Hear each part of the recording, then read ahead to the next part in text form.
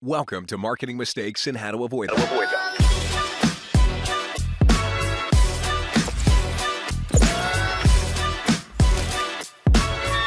Here's your host, Stacy Jones. Welcome to Marketing Mistakes and How to Avoid Them. I'm Stacy Jones, and I'm so happy to be here with you all today. And I want to give a very warm welcome to Nathan Yueng. Nathan is the founder at Find Your Audience, where he leads teams of marketing managers, graphic designers, media buyers, coordinators, and freelancers to develop and implement marketing strategies for organizations.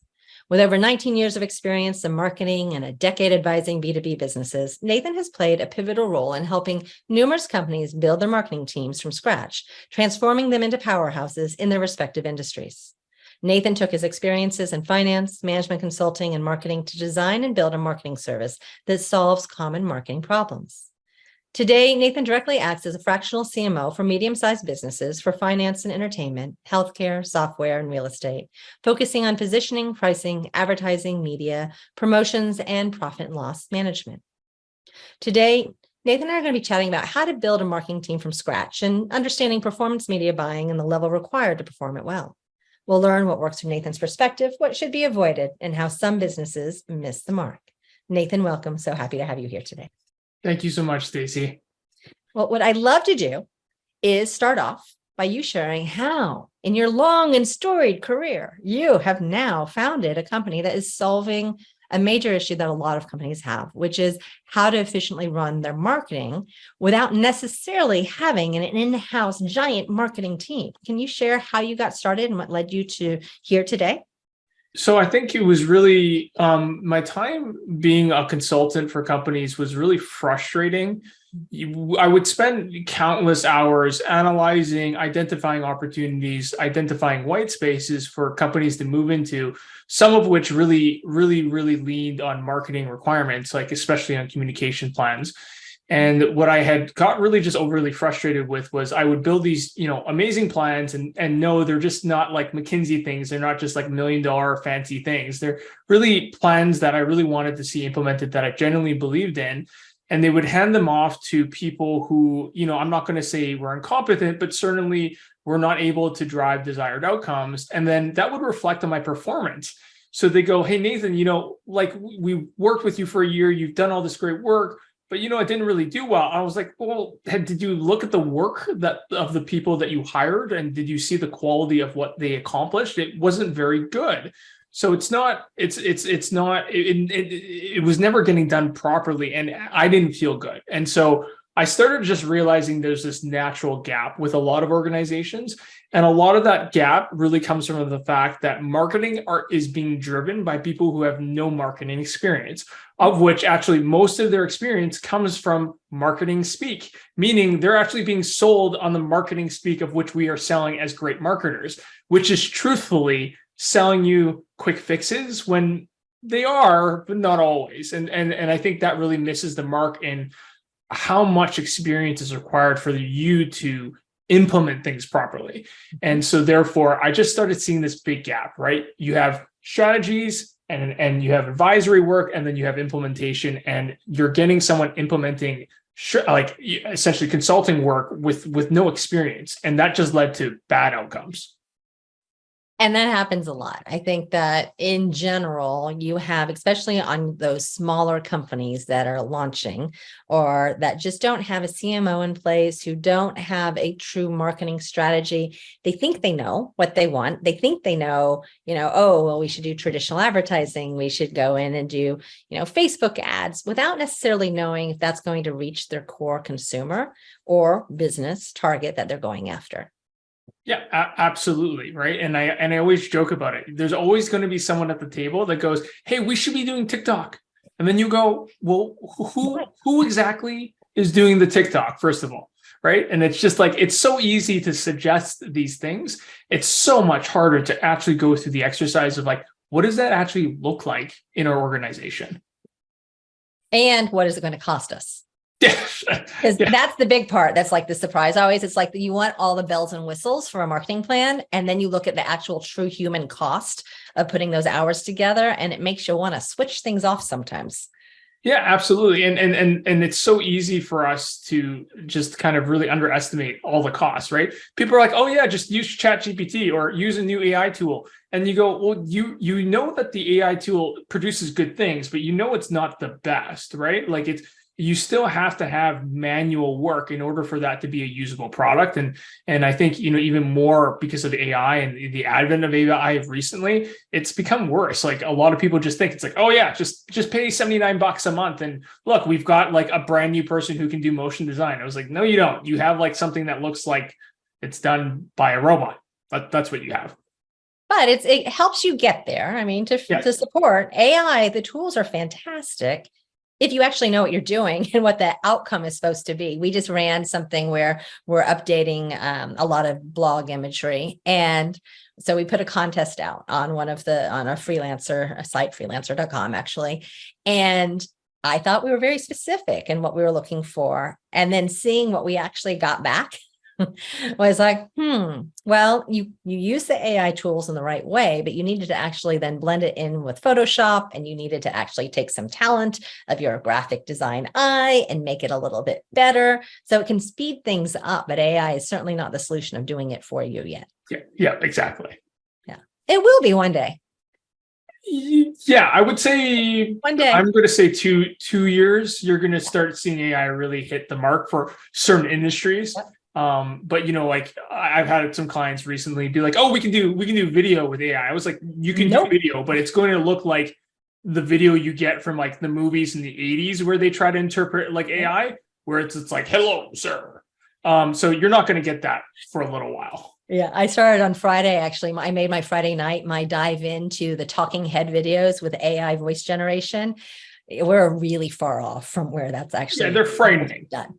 They're frightening. They look like they're staring into your soul. Like they don't look friendly at all. Not at all. If you want to make it look like you're going to have quite a long wait.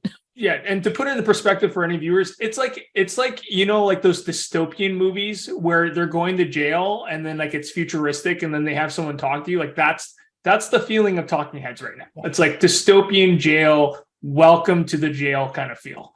Yeah.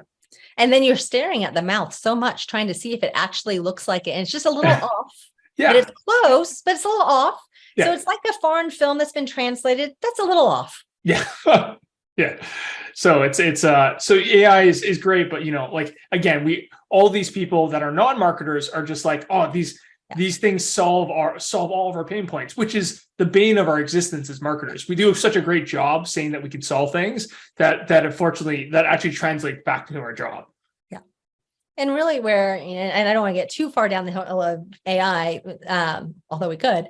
What I love about AI, like we're using it a lot for content creation textually, like whether it's a blog, outline that's getting you started or helping you build examples out for case studies, or taking what you've already written and writing an intro to it or a summary of it, or creating a meta description, which is really great or condensing it for social media posts. And as long as you actually have the intellect and insights and knowledge to be able to look at it and decide if it's total BS or if it's close enough that you could just tweak it here and there to make it yours, then it's really valuable. Yeah, no, absolutely. And I say this to people all the time. AI is going to read 1 million times faster than you can, probably. And consume information 1 million times faster than you. So summaries or anything where you're looking for salient points from a body of text, it's going to do faster than you by magnitude. And I certainly think that's a very good use case for it today. Yeah. Okay. So you join as a CMO, fractional CMO for these companies. What does that mean? What it means a lot of the times is setting a baseline. So actually, no, let me take that back. It's 2 baselines. One baseline is, what is this industry? What are we doing? What are we selling? What does the sales cycle look like? Who is our TAM? Who's our ICP? And for those that are listening, they're going to be like, well, that's like CRO or like sales work. Well, it's very much also my work, right? Because my goal is to amplify sales, amplify revenue. And then the other part is just setting a baseline of like, what is the baseline? What are we doing today? So I think the way I like to go about it is in the sense of questions. It's like, where are we today? Where are we going? How are we going to get there? And how much is it going to cost? And those are generally the 4 questions that I want to answer when I go into an organization. And that means that I'm doing a ton of auditing work, which means I'm going through historicals. I'm going through the website. I'm going through any data that they hopefully have been collecting. But realistically, again, it's just getting that baseline so I have a sense of what's going to be their priority. The biggest difference between me and I feel like most marketers is I don't come in prescribing ideas. I think that's the one thing that I feel that a lot of marketers do, because they feel very passionate about what they've specialized in. So whether they have been very successful in email, whether they have been very successful in demand generation, whether they have been very successful in pay-per-click ads, they always seem to come in with this prescription. It's like, this is what we need to do. Right. I'm very much against that. I go in with this idea of here are the constraints, both on a capital and on a financial capital and a human resource capital perspective. Here are the constraints of the category. Here are the constraints in the sales process. When we look at all these constraints, what is the biggest priority that on a marketing perspective that I can drive that's going to drive a material impact in that organization? And that might be email, that might be SEO, that might be a new website, but it's really whatever is going to be the biggest, most material change today versus coming in with this idea where it's just like, okay, this is what I do well, this is what we have to do. And I really don't believe that that works for every organization. Where do you find the conflicts are with stakeholders and companies when you're joining as a fractional CMO? Well, basically the exact problem that I talked about before. You have a whole bunch of people who are not marketers trying to be marketers. And so generally speaking, you have a lot of chefs in the kitchen. So where do I see a lot of the pushback? A lot of the times I see the pushback is really just you have a whole bunch of people who want to be involved in the process who should not be involved in the process. In fact, they actually need to remember that they are so involved in that process that they are probably the worst person to be asking advice from. And you'll see this time and time again with a lot of technical founders where like, this is what the copy needs to be. And it's like, no, that copy makes sense to you and maybe your peers, but it really doesn't make sense to anyone else in your ICP. So that's really not the direction. And they will push back and they will say, well, no, that this is what we're doing. It's like, I know that's what you're doing. And I know on a technical standpoint, that's what you're doing. But unless you want to educate customers on what that means. And spend a whole bunch of time and money on video assets just to educate, or you can just rephrase it. Right. And so I think that's like the biggest pushback we tend to get. It's always based on the communications because everyone thinks they're a marketer. Everyone thinks that they know exactly. And I always go back, the best place for you to find your language, the language that's going to push the product is through a product marketing and sales feedback loop, right? Constantly talk to your sales team, constantly iterate the language that's being used in those conversations. That's going to be far better than just, kind of saying, well, this is what I think works. And I think that's something that any organization can really do. And I feel like a lot of organizations really miss the mark in getting that feedback loop from sales conversations into marketing. Well, you also now have ChatGPT where you can feed it in and say, dumb it down and find out if you get back something that is totally different. And you can say, look, even an AI robot thinks this. Yeah, absolutely. Or, just go back to surveys and just even get a survey done, right? We recently did a survey for a logo and the principal was very set on the perspective that it was very representative of their market, and it was very not. And it took the fact that we have to do a survey to prove that. And that's the unfortunate part. But, that kind of just goes back to this point. You have a lot of people who think they're marketers and they just really aren't. And so when you're working with these marketers who are not marketers, how do you get them to feel supported and heard and understood enough to hand off their baby to you to run with? So that's a good question. That's a really good question. Thank you. And I think the biggest challenge you're going to get is them being heard. By the way, it's almost is my phone making this noise? I really don't know what it is. I've never heard it before, but seemingly, isn't that lovely? Yes. Being heard and having them feel heard is difficult, because if you're hearing them, they have the expectation that you're going to drive what you have heard. And there's really no way around that, because some of this is like literally verbatim one-to-one copy, right? Sometimes they're literally like, you need to use this word. And in situations like that, what I would really recommend is kind of just an old age kind of perspective on management.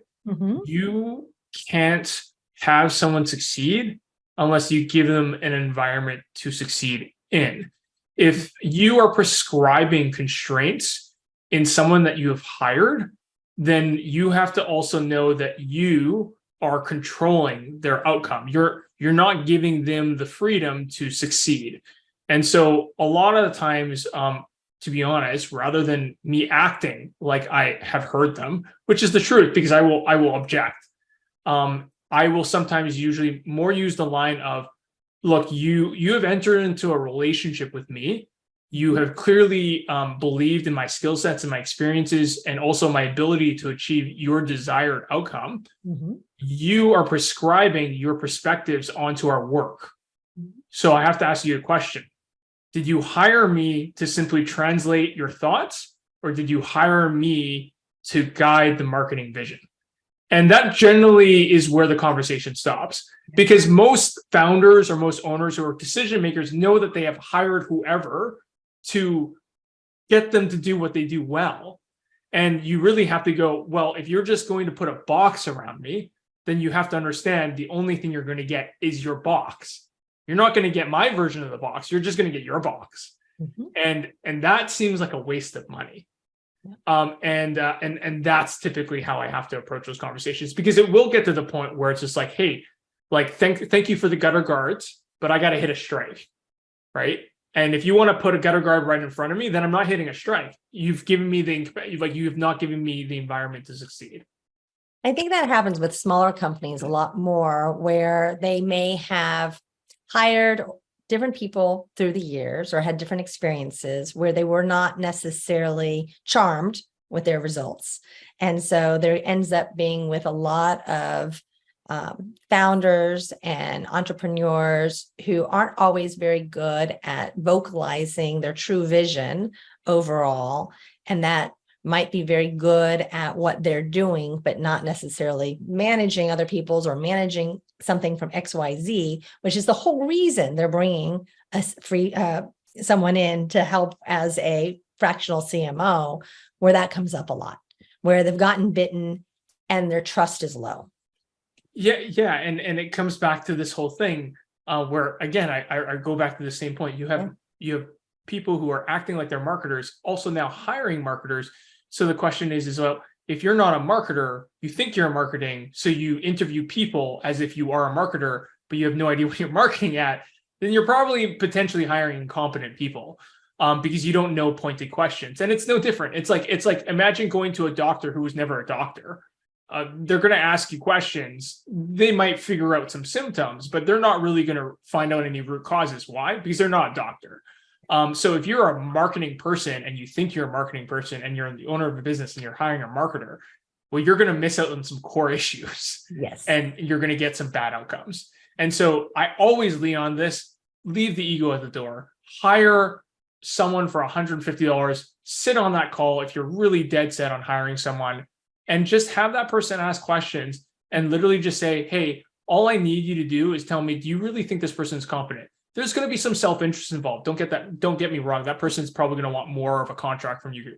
But at the end of the day, at least you have a second opinion. Or if you have a friend, lean on the friend, right? If you don't know marketing, stop acting like you do, because you will get burned, because it's very easy to lie about marketing. It's very easy to just spin on ideas without actually implementing things too. I mean, that's something that can come up, because ideas are ideas, until the same thing that you were saying earlier. If you don't have the right people in place, if you've given them this phenomenal framework to work within, unless you're actually executing it on your side, it's really hard to see, that baby you've sculpted literally being thrown out with the bathwater. Yeah, and I nickname those people solution suggesters. They're professional solution suggesters, right? It's that one friend that goes, "Oh yeah, that's easy. Just do this." And it's like yeah, Not thanks. easy. Yeah. It's like your friend who's like like a mechanic. It's like, "Oh yeah, just change the gas pump." Just change it. It's like, but you know how to do that. I don't. Right. Right. That's 10 hours of YouTube tutorial videos and I'm still going to get it wrong. Yeah. And so in marketing, there are so many people who solution suggest, right? Oh yeah, CRM is good. Oh yeah, email is good. Oh yeah, omnichannel is good. Oh yeah, TikTok's good. Oh yeah, influencer marketing is good. Oh yeah, community, product-led growth, all these fancy terms, right? Always have these people. And the fact is, for everyone that's listening, it takes 1 to 2 years for you to be good at any one of those skill sets. So the fact that you have some person who's like, "Oh yeah, I do everything and I can implement all these things and I know how to do it in and out," the likelihood is they've maybe successfully implemented one of those tactics in their entire lifetime, unless they're running an agency. Mm-hmm. So there you go in the freelance world. I'm sorry. So when you are working to build the team that you now are managing, since you're not throwing out everything of here's your tactical plan, go do it. What type of people are you looking for? So when I'm building a team, it really depends on the category, meaning, do I think this is a really complex sale? Mm-hmm. If it's a really, really simple sale, then you're looking at someone different. Mm-hmm. So that's the first thing is really just being honest with yourself. Is this a simple solution, or is this something where it is complex and you may need to have like a technical sales member actually come into these calls? If you need a technical sales member to come into calls, then you probably already know you're in a technical industry, and therefore you're probably going to need a product marketer to come in to help really build out your product marketing roadmap, which includes all your sales enablement tools. Mm-hmm. If you're doing something really simple, you could probably hire someone that bridges kind of product marketing and customer success, in the sense that this person can be very product-led oriented, in the sense of building out kind of onboarding materials, videos, walkthroughs. Those things are going to be really important. So this is, again, why I say, you can't prescribe a certain person for all these companies, because it's all very different in the sense of priorities. But the number one thing is, if you don't have materials that speak about your benefits very clearly and prove your benefits out, that's where you need to start. Like, I was literally just on a website where someone is hypothetically a competitor of mine, which is fine. Let's go ahead, but no case studies, nothing. So they're like, "Oh yeah, just hire a team." And no then proof. By the way, on my LinkedIn, I have 2 employees. So you go, well, how do you do with the team when you have 2 employees on LinkedIn? So none of these people that are on the website, of which you have 16 of them, for some reason have you on LinkedIn. And you go, I don't know how that works. And so the thing is that you really want to make sure, and this is something that I talk about category benefits, is you got to make sure that you can prove your benefits, because it's less about what you're selling and it's more about, can you prove the confidence you can achieve a desired outcome? And if you can't prove that, and you can't do that well, you're probably not going to get the sale, right? So I think that's really where I focus on a lot of product stuff. What are other mistakes that fractional CMOs make that you see? I think one of the things is actually just pushback. I think being afraid of it or not pushing back. Not pushing back. I think that's the biggest thing, actually. I think fractional CMOs get bullied. And I think CMOs in general get bullied. And I think what ends up happening often is they are pushed into tactics, again, that are prescribed. Mm-hmm. And not necessarily a focus. And it's really important, I think, for the sanity and also the sake of someone's own reputation and performance, to really push back when it's required. They're often pushed to do far too many channels, far too many tactics, create far too many different assets. And they really do that sometimes when there's a lipstick on the pig, meaning there is no good product marketing. There are no good case studies. There are no good testimonials. There are no core things that are needed in order for marketing to do well. And so sometimes these people are just performing poorly because they're just getting pushed around by a whole bunch of different stakeholders. And that happens a lot in a lot of organizations. And then the stakeholders end up getting frustrated because they have put this person to a task of doing, but they haven't realized that they have spent this person's time of doing and overseeing and managing, having them instead run circles. Yeah. And I think this again goes back to the fact that marketers are the bane of our own existence, in the sense that marketers make it harder to become a marketer. We make things so easy. If you go to anyone else in the organization and you show them the actual responsibility chart of what marketing needs to take care of, the various tools that we're required to be quote unquote champions or specialists in, it is far more than any other part of the organization. We have to deal with GDPR. We have to deal with the MAR-Stack. We have to deal with retargeting. We have to deal with the website. We have to design with potentially different languages every time we translate assets. Sales, what do? You go through your CRM, you make calls, you follow up with people. It's the same people, the same process, the same systems. You send them a proposal. You change the proposal software. You change right. And then for us, it's like every 6 months, we're forced with a new tool that we got to use. Why? Because some other marketer has sold it to your stakeholder group, and that stakeholder push is now pushing it down your throat. Like AI. Like AI, right? Like how fast was it when, everyone was like, if you're not doing AI, you're fired. So now we have to be prompt specialists. We as marketers have to learn how to do prompts. No one else in the organization has to do prompts, but we have to do the prompts. And so this is what I mean. Like there is generally a gross underestimation of the amount of work that is required for a CMO to actually know to do their job well. Right. And I don't think other departments or other functions really appreciate that. Because, it's nice to be a CFO. You kind of deal with the same things all day long. It's kind Numbers of nice are black and white, and it's easy, and you use your whatever software from QuickBooks and beyond, and that tells you the story a lot more than what marketing does. Yeah, absolutely.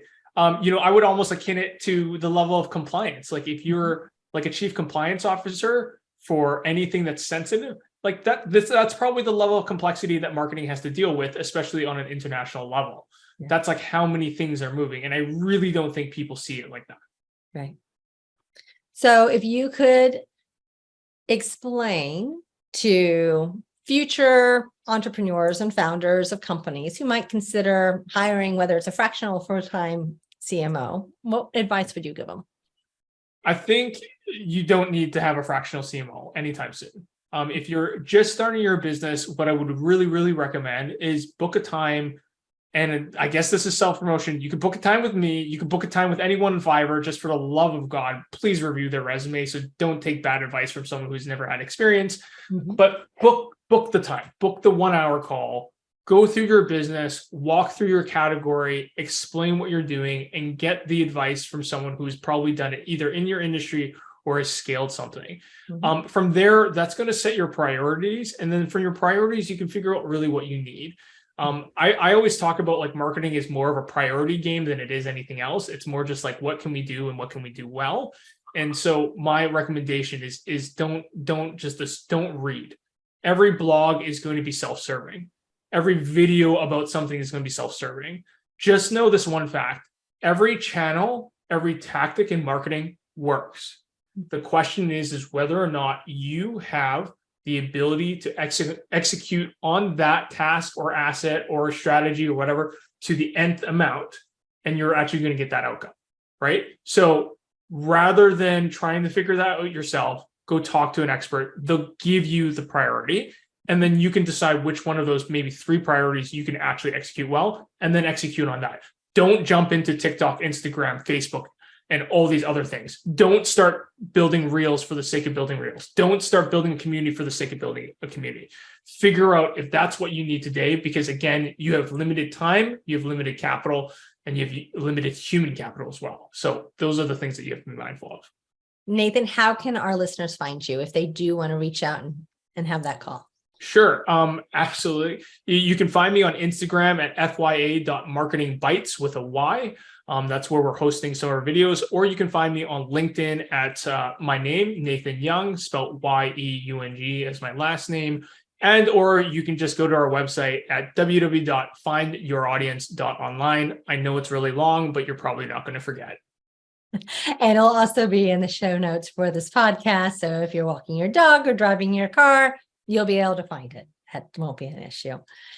And so with all of that, and knowing that there's a lot of mistakes that people can make on both sides, right? So whether you are positioning yourself as a fractional CMO or someone who can help, and maybe you are not quite ready to do that, or whether you are a founder entrepreneur and you are ready to have some help, what would be the biggest piece of advice you would give? More so for the founder entrepreneur. The founder and entrepreneur.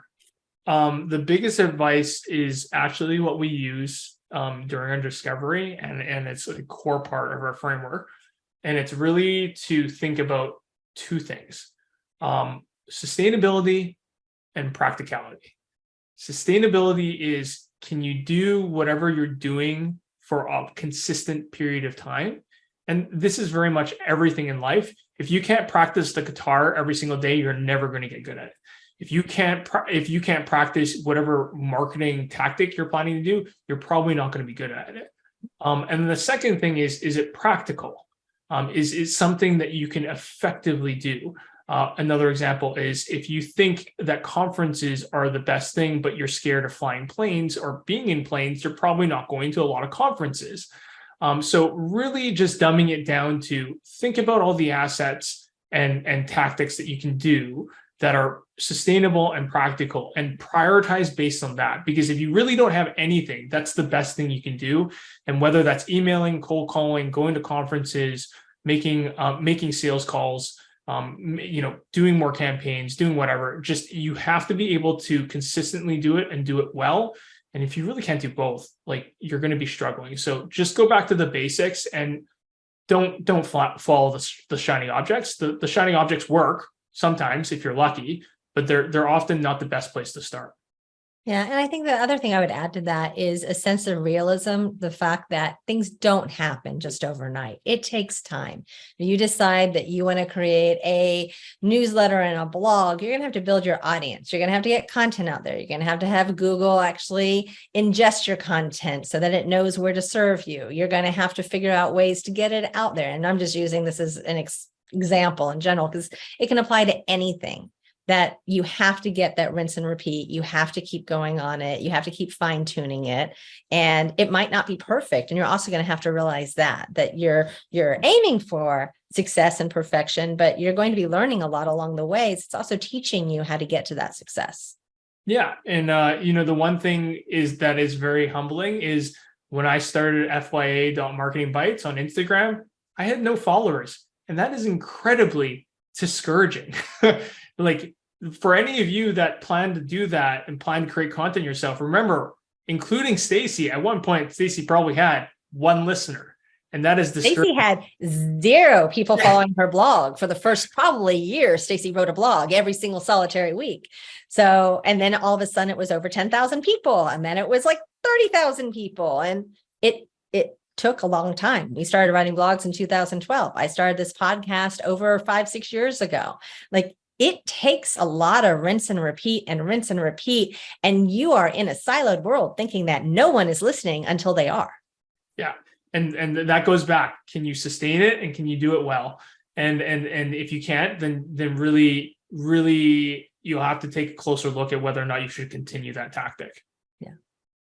Well, Nathan, thank you so much for joining us today. I think that think people hear the word fractional CMO and they're like, what the hell is that? So thank you for clearing up a bit of that, and also for sharing, where things can go wrong and how entrepreneurs, founders, CEOs can maybe take a moment and give a little bit of freedom to those that they hire after doing due diligence that they're good to hire.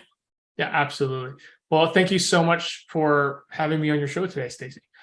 Well, to all of our listeners, thank you for tuning in to another episode of Marketing Mistakes and How to Avoid Them. I look forward to chatting with you this next week. And until then, if you have any interest in getting your brand embedded into the hottest content in Hollywood, movies and TV shows, music videos, reach out to me or reach out to our team, and we will connect and chat about how you can use third parties to leverage your content and get you in front of millions of eyes. Have a great one.